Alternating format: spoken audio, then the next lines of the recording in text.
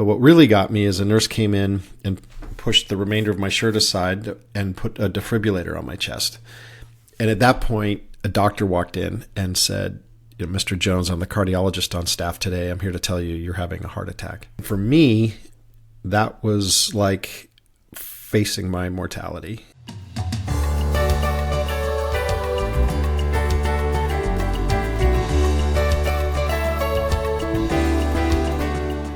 How do you respond to a life-changing event?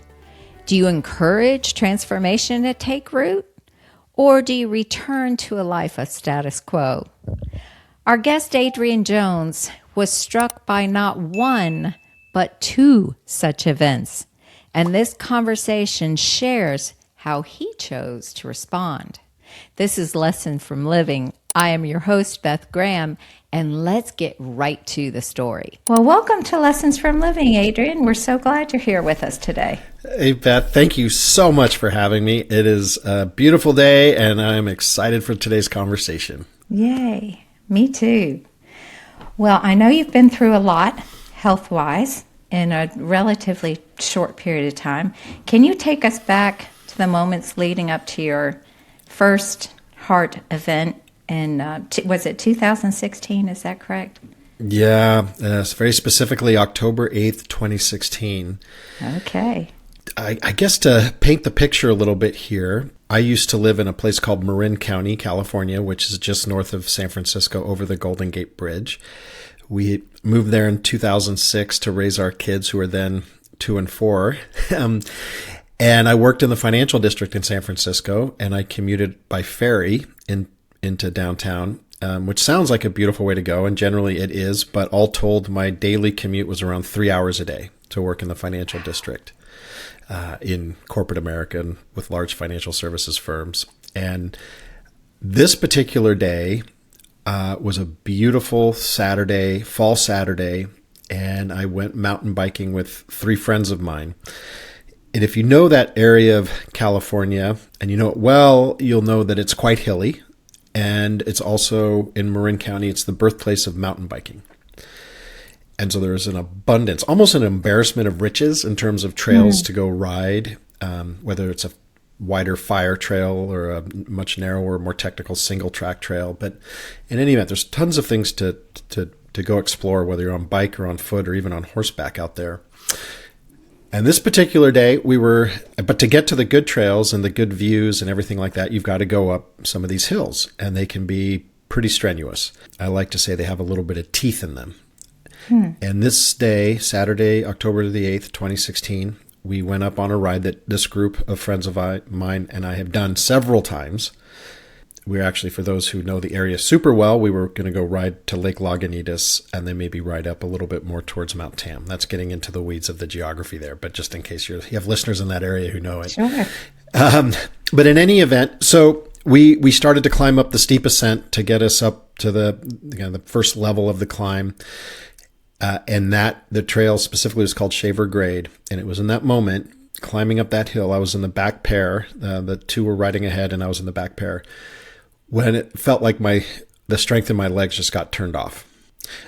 And I'd done this climb, I don't know how many times before, but this day, like there was my legs in a snap of a finger, the strength had vanished. Did you have any idea like what it was at that point? What was going through your head? Well, I'll tell you, because this is exactly what was going through my head. I'll never forget it. All I could think of is the night before I had taken my daughter out to a father-daughter dinner date at our local sushi place in town. And I was thinking, gosh, I must have had too much fish and soy sauce and probably sake, and not enough water. And so I must be just super dehydrated. It's just one of those, bad mixes in my system right now where I just didn't get enough water last night. So I'm just super dehydrated. That's what I was thinking. And the friend who was riding next to me, he powered on, because when you're climbing, you don't really want to stop because you lose all your momentum. So he carried on. And I gathered myself. I chugged a bunch of water out of my Camelback, and I said, "Can I pull yourself together? What is going on here?" And I labored like you can't even imagine to complete that leg of the climb. And in mountain biking etiquette, whenever you get split up as a group, you wait at the the trail junction, I think much like hiking. And so they were waiting for me at the next trail junction at the end of this climb. And as soon as I summited, for lack of a better way to say it, and the trail flattened out, my world started to spin in the most frightful, horrifying way. I like to say I felt like I was in a kaleidoscope on a merry-go-round going across a roller coaster. Everything just, it was terrifying. And I got off my bike, clicked out of my pedals, stumbled over to some bushes and proceeded to get extraordinarily and violently nauseous. And as that's happening, what was going on in my mind at that time? Again, the sushi idea came back to my mind. Like, this must be food poisoning. Sushi. This darn sushi. That was my first thought is, gosh, I think I had sashimi with a side of bacteria for dinner last night. And that's what's going on. Clearly, duh. But then the other thought I had was, oh, you're a fat old man. I was 46 years old. You're a fat old man and you need to be in better shape and you need to stop eating so many burritos and eat better food. And you're holding up the ride. So I turned on myself as all this was happening. Maybe that was guy logic. I have no idea. But that I assumed that I was in the wrong and I needed to be in better shape. And I was beating myself up inside. And so as soon as I got done being sick, I stood up and tried to convince my 3 friends who were looking at me in sheer horror that I was fine. And thankfully, they all said to a man, no, you're not. This is not typical for you. No one's a hero today. Why don't we just go down? Let's just get off the trail today. This maybe isn't a good day for you, being me. Mm-hmm. And I pleaded them, like, let's continue the climb. Let's go around the lake. Let's go up over here. And they were like, adamantly, no, thank goodness. Thank goodness. Mm-hmm. I felt horrible. I felt like I was the liability. I felt like I was the weak link. I was ruining their morning ride on this beautiful Saturday that we'd all carved out time to be together on our bikes. And so ultimately we decided to ride down, but I convinced them we wouldn't go down the way we came. We'd take a longer way down, just so we could get more time together. And they agreed. And it was on that part of the stretch of the ride where I started to feel this really awful pain in my chest, right smack in the center, right above my sternum. And I was riding my bike, shifting my body around, trying to get this pain to evacuate or leave in some capacity. Again, I'm thinking food poisoning. So clearly I'm going to throw up some more, or maybe there's a burp or gas that needs to be released from my body. So I got off my bike again, and I lay spread eagle on the trail because my chest hurt so much. And I was on this dusty fire trail right in the sun. And I started to wail on my chest like King Kong with my fists, thinking that if I hit my chest hard enough, I would release a burp that was causing this pain in my chest. And little did I know that wasn't going to help my cause. But in any event, that's what I thought was happening. I got back on my bike. The pain didn't go away. I got up with my friends who were waiting for me at the next trail junction. And at this point, I'm too weak to control my bike. It continued going downhill. And I started to vomit again, and all sorts of lightheadedness started to reappear again. And so we walked down from that point to the bottom of the trail. They walked my bike. I couldn't even walk with my bike. I was so weak and my chest hurt so much. And that walk down, I was timing that ride on the Strava app. For those that use the app, I had timed that ride. And so I know that leg of the walk down from that point was over 40 minutes, about 45 minutes. Oh my goodness. Till we got to a car. Yeah. Till we got to a car. My friend's car was at the trailhead in the parking lot, and he threw me in the passenger seat and raced off to the local hospital about 6 miles away. So that's how it all began. And it, to be honest with you, Beth, like, when I got to the hospital, here's a fun hack for your listeners. If you want to get into the emergency room quickly, I can tell you for certain this helps when you're of my age at the time, 46, and you walk into the hospital and you say, my name's Adrian Jones, my chest hurts and I'm having trouble breathing. You'd be surprised at how quickly they act.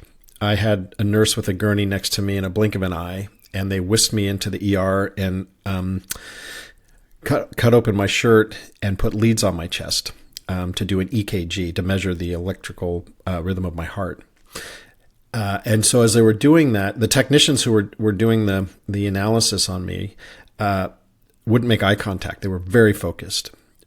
deeply focused, almost overly intense, in my opinion, as I lay there watching them.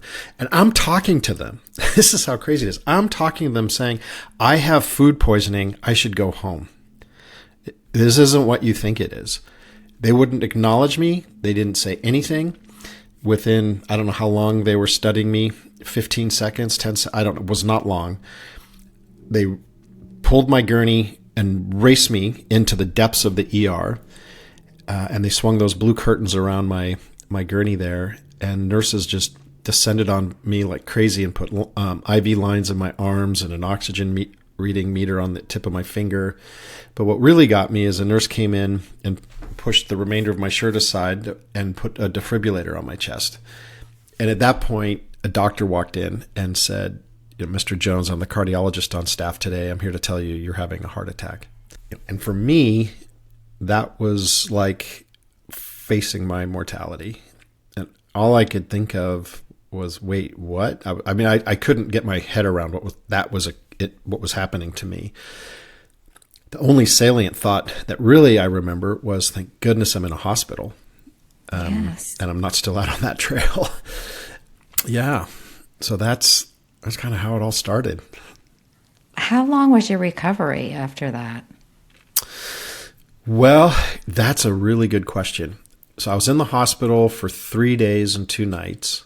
When I was discharged, my employer put me on leave for 4 months, which was fantastic. I couldn't have asked for more. I didn't ask for that. I just called Human Resources. Well, I reached out to my manager when I was in the hospital and sent him an email letting him know, you're never going to believe what happened to me this weekend.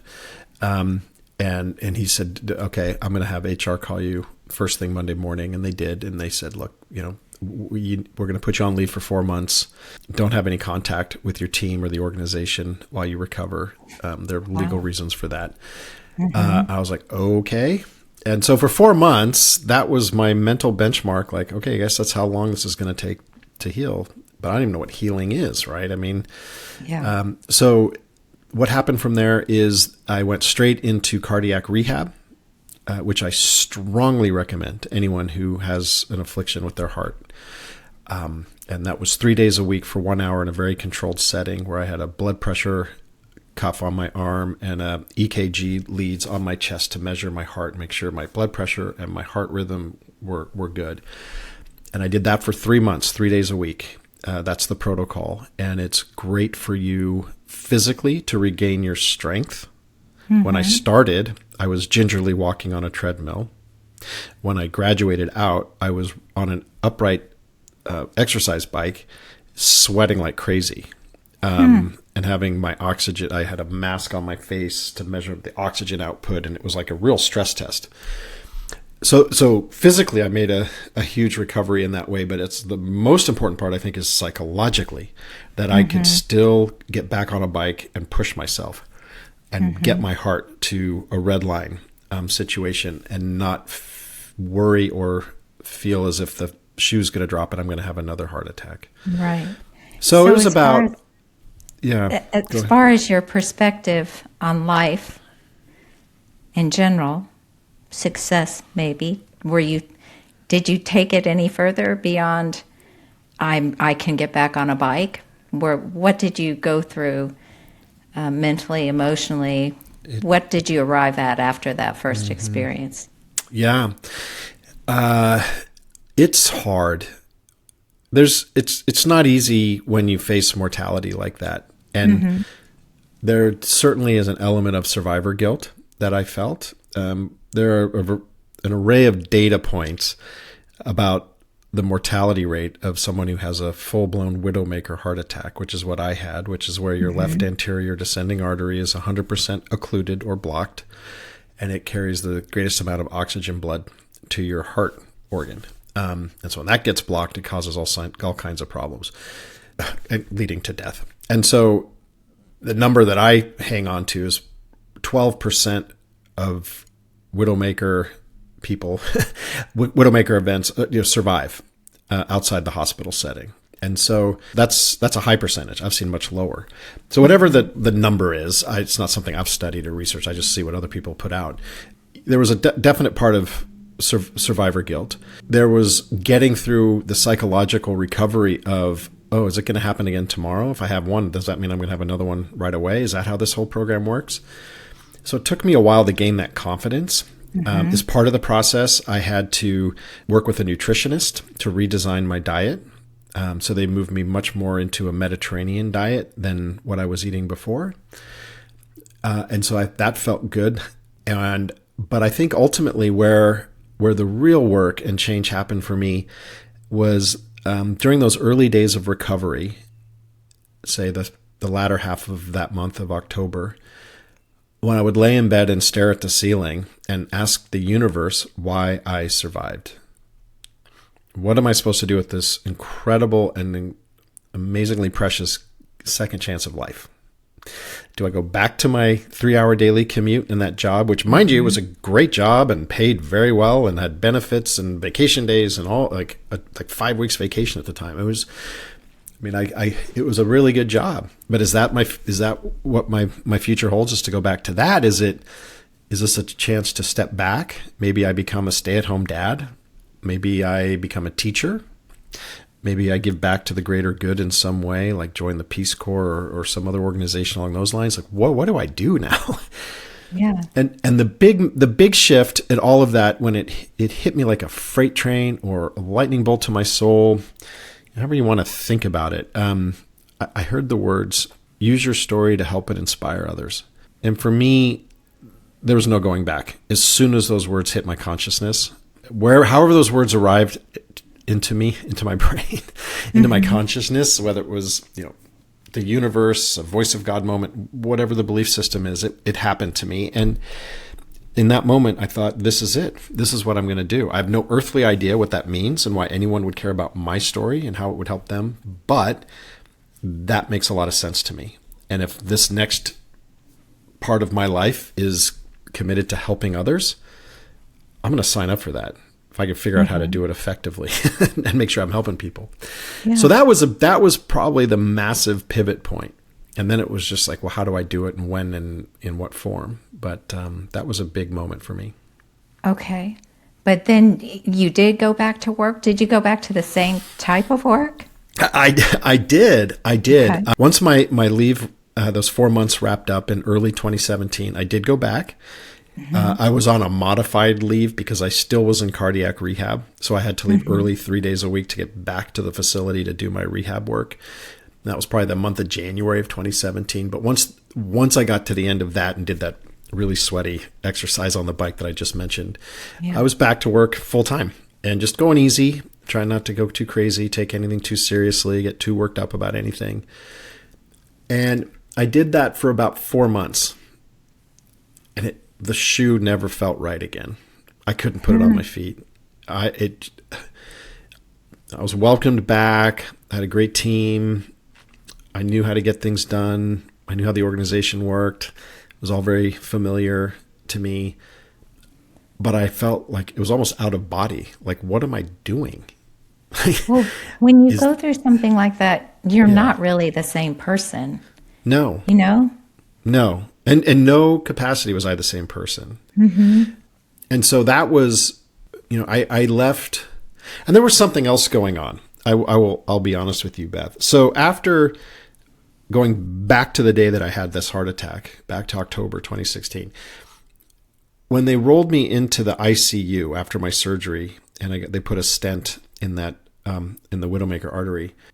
When the nurses left me alone to my thoughts, they made sure I was stable, I was hooked up to the machines properly, all that stuff. The IV bags were full, so forth. First thing that happened to me, this is going to sound crazy, but it really did. I heard another voice. Only this happened twice in my life. This is the second time. I just mentioned the first time, help and inspire others. The same thing happened maybe 2 weeks earlier. And I was laying there by myself and looking out the window, and I heard a voice. It was so clear. I looked to my right. It was in my right ear. And it said, go find your birth parents. See, I'm adopted. And I did go find my biological family. I wanted to go find out if this is a genetic issue that runs in my family. Got to find out for me and my children and their children. I almost checked out of here. Would my biological family want to know how I turned out? Did they even know? Who knew I existed beyond my birth mother? There's some answers there I wanted to get before the next one happened to me. Like, I didn't know how much time I had. Yes. So in the fall of 2016, I also started a process with a genetic genealogist to go find my biological family. And that reunion has been incredible. I have two, and to this day, have two biological parents and 3 half sisters, 2 paternal, 1 maternal. And it's been just an incredible blessing. Way more love in my life and my family's life. And it's answered so many holes I had, or filled holes that I never knew even existed in my heart and my soul. So this was all unfolding at the same time of me going back to work. I'm a newly minted survivor of a widowmaker. Yeah. I'm also an adoptee in reunion that's going through this amazing life shift under my feet in terms of learning about how I came to be and who my genetic family was and where they came from and what were their traditions and all this stuff. So there was a lot happening to me. And so as I was going back to work and really feeling like this, like a fish out of water, I realized this isn't going to work. And so I ended up walking into my boss's office in July of 2017 and without a plan. And I just basically sat down and said, I don't know where this fits into my life anymore. I said, it's not because I'm going anywhere else. Like, I'm not going to walk out of here and go to some other firm. I'm not sure, but it's not here. And they were very, very good to me and gave me a nice package on the way out. The thing is, on the way out the door, a friend of mine who knew what had happened to me, who ran at the time and still runs an independent wealth advisory firm, a registered investment advisor. And he said, hey, why don't we get the band together? Why don't you come join my firm and help me with some strategy things, and you can figure out your health and hopefully this will all work out. And it sounded great at the time.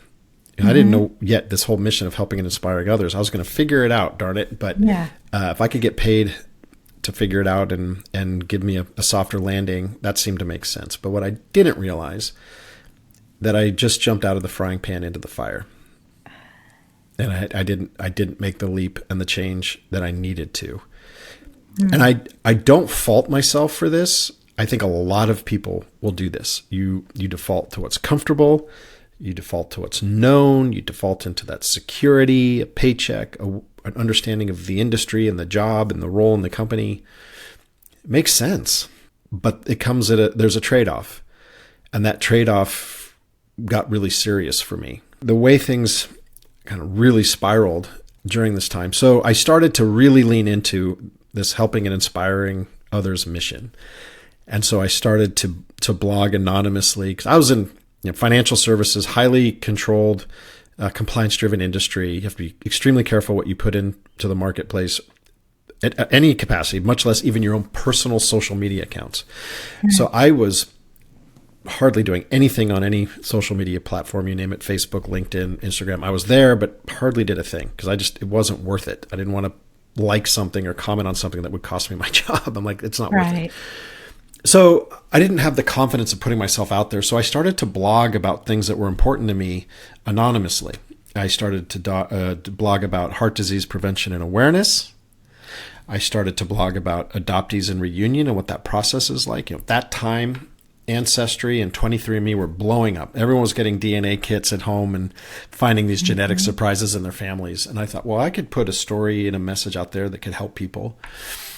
And so I started to dabble with that. And with time, as you start doing things more and more, you get more comfortable, more confident, your momentum builds.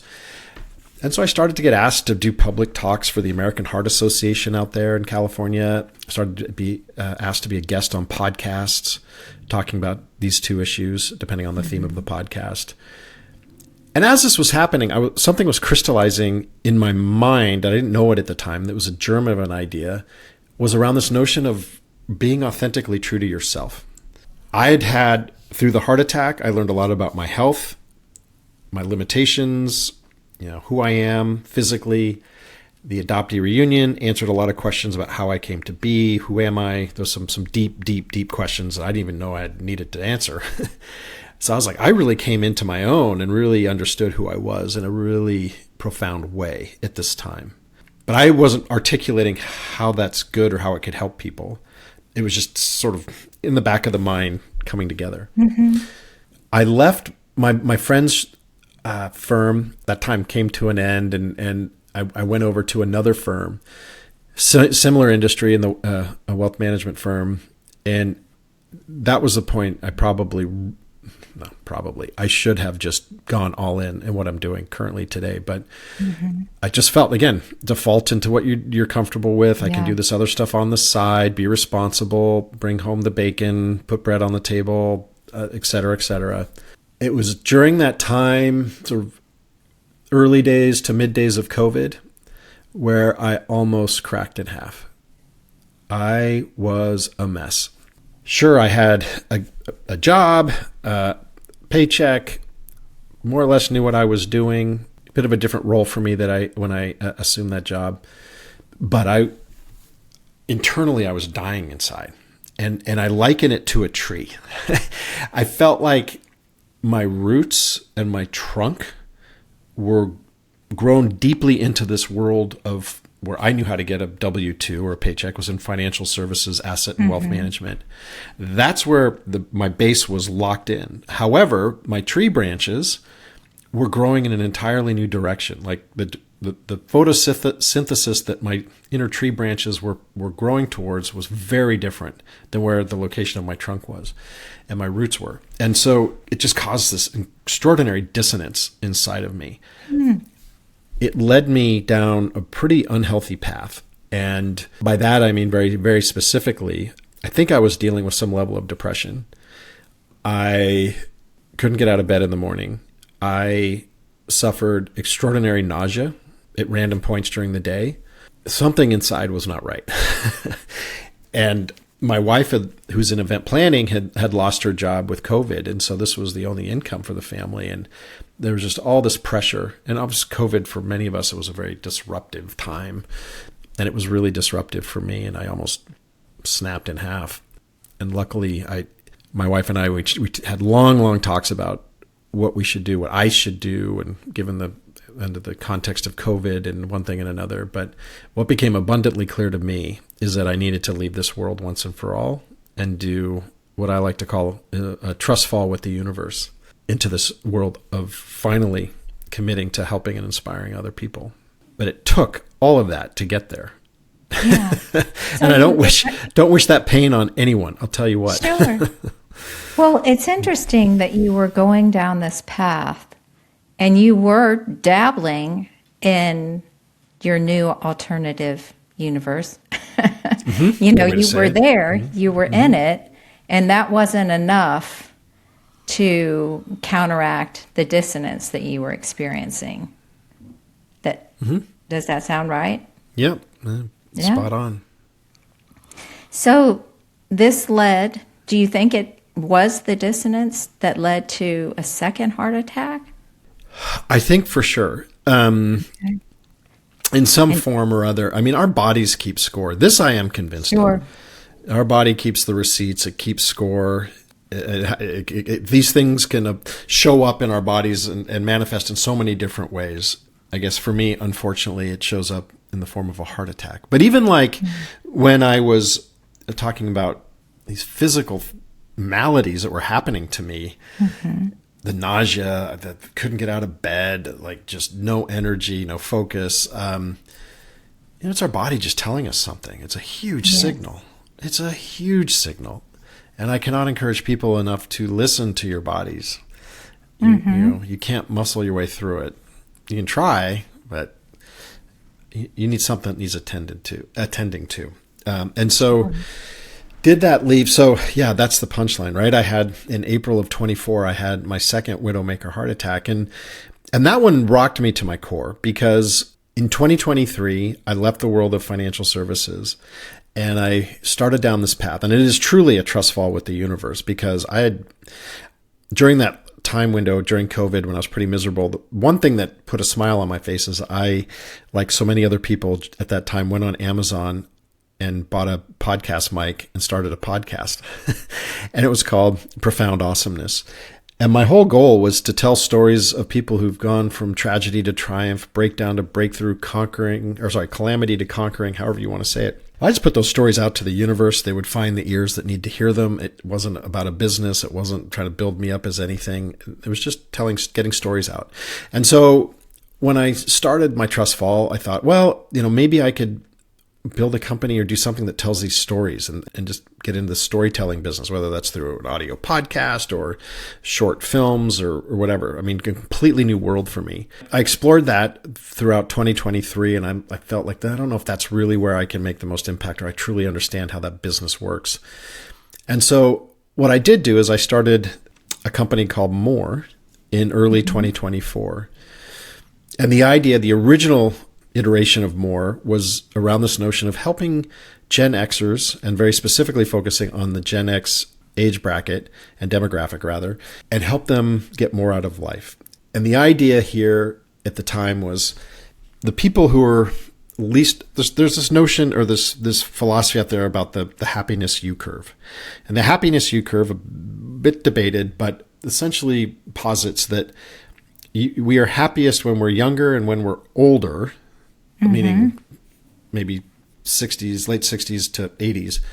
When we are least, our satisfaction with life is the lowest in your late 40s, early 50s. And there are a variety of reasons why that can be. Could be people wake up and look at where they are in life and realize that they haven't lived up to the expectations they had when they started adulthood in their 20s. Yeah. It could be the pressures of multiple kids in college, with large tuition bills. It could be aging parents that require a lot of attention and maybe some money and funds to support them. This old sandwich generation issue. Yeah. There are a variety of things that happen. And so it creates this U curve or the shape of a smile. So we thought, well, if that's where people are unhappy and Gen X, in 2024, was smack dab at that age range. If we could, target Gen Xers who are just looking to get more, realize that life doesn't have to be what it is. I'm a one-time heart attack survivor at the time. Like, I want people to get more out of life. That's why I call it More. It's not an acronym for anything. It's just more joy, more fulfillment, more meaning, more living, more fun, more alignment, more purpose, all those things. So we launched the company designed around community because I think community is massively important in helping people navigate transitions. You're an alcoholic. You want to get sober. Join AA. You're a young woman who gets pregnant for the first time. There's a new mommies group. You're a married couple and you lose a spouse. There's a widower or widows group, and on and on. And I'm like, well, for people who want to just transform their lives or reinvent something, why can't there be a community to support them and engage with? Let's have More do that. So anyway, so we launched the company in sort of mid-January of 2024. Just messy getting the startup off the ground. And yeah, you're right. In April of 24, we were empty nesters then. Kids were at college. My wife was out running errands. This was a weekend day. And I went to the gym like a good little survivor and sat on the exercise bike and got my heart going and got a good sweat and all the things, like trying to stay healthy. I'd given up alcohol. My blood work was really good. I was religious about getting my lipid panel done and all this stuff to make sure I was on top of all my important blood markers. And I came home, walked into the bathroom, jumped in the shower, put shampoo in my hair, and boom. And that's when a very familiar and extraordinarily unwelcome pain came back into my chest. I knew instantly what it was. I got out of the shower. My arms and legs were completely tingly numb. I could barely, the tactile ability to hold something like a brush was almost impossible. I called my wife and she said, "What are you doing? Call 911. I did. 3 minutes and about 40 seconds later, I had lights and sirens outside my house and they got me into the ambulance and called in a code 3, which is at the emergency medical level, that means life-threatening situation, a code 3 does. And so, yeah, they raced back down to the hospital where it happened, 8 years earlier, and went through the whole thing again. I had a full-blown widowmaker heart attack. And so, probably a long way for me to answer your question. Like, I think that what physically caused it was pancreatitis caused by a gallstone 2 weeks prior to this event. And so that might have had something to do with it. But you don't know. And I can't get any cardiologist, and I've talked to several, to say that was causation. there might be correlation, but the reality is that I have this unfortunate situation of having unstable arterial plaque. And so stress causes inflammation, and inflammation causes our plaque to rupture. So I have to do everything in my life now to manage my stress and to just do all the things. And we could get there. It's a pretty straightforward list. But I think, again, going back to what we were talking about earlier, like our bodies do keep score. Mm-hmm. And I think I'm quite certain that there was legacy stuff going on. I think I was pushing really, really hard on the business to get it off the ground, and it just caused a breakdown.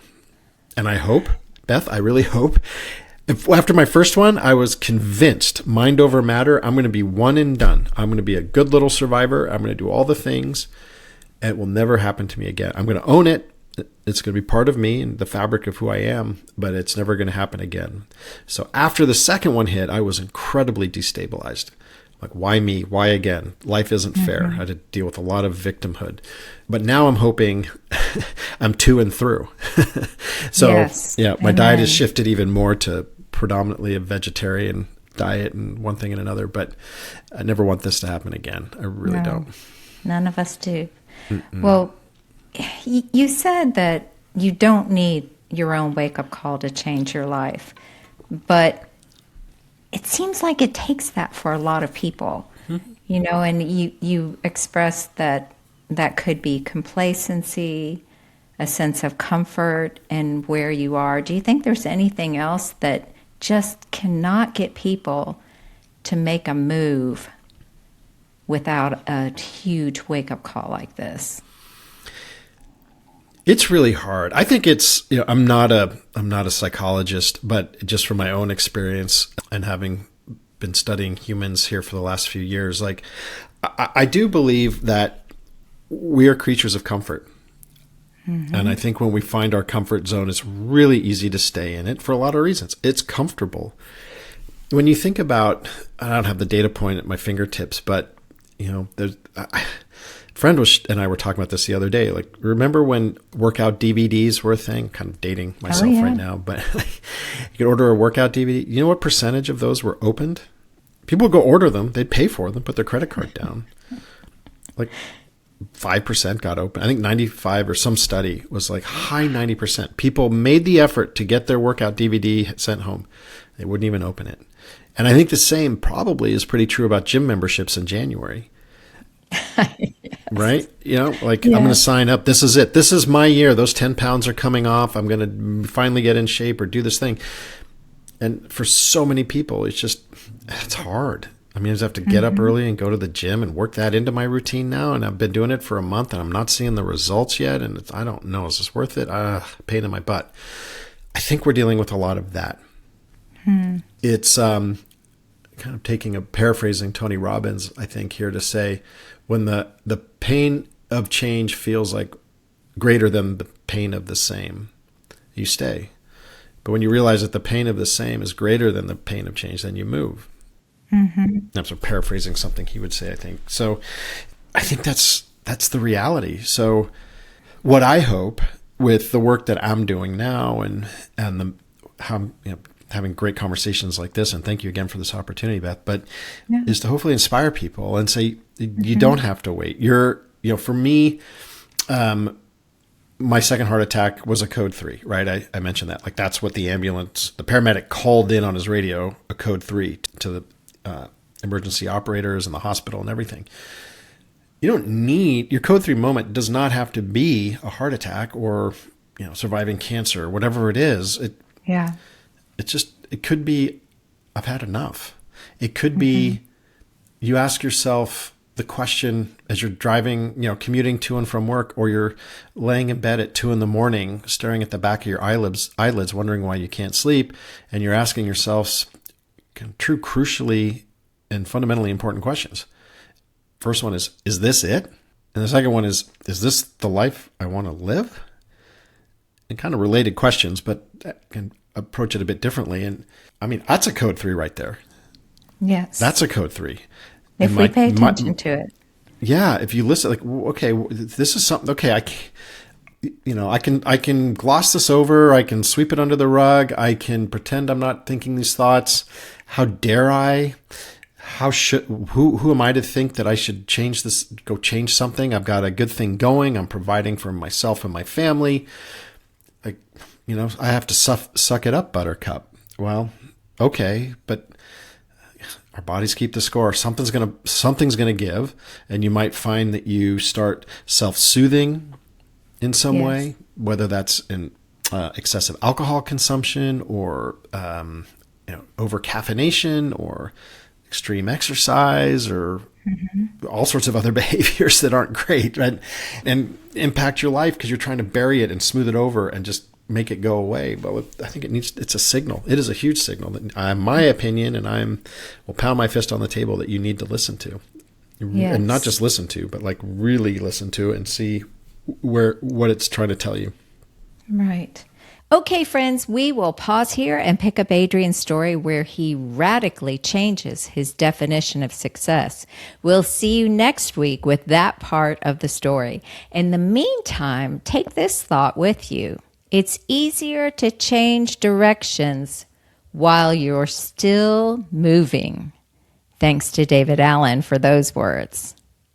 I love you guys. Go out and make it a great day.